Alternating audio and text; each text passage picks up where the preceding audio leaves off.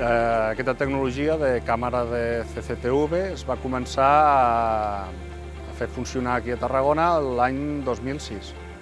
I durant l'any podem inspeccionar entre 25 i 30.000 metres.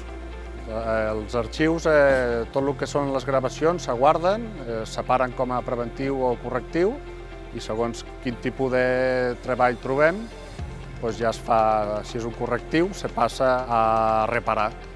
A reparar es pot reparar amb fresadora, es pot reparar amb manga o es pot reparar amb pàquers. La càmera ara ens dona una imatge de totes les anomalies que podem trobar dins de la xarxa. I això el que repercuteix és que el temps d'actuació i els preus d'actuació són més barats i són més ràpids.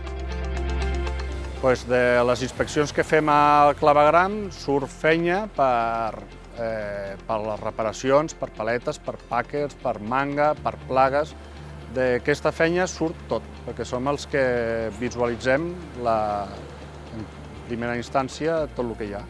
I segons la que trobem en les inspeccions, ja la fenya es deriva a cada equip de treball.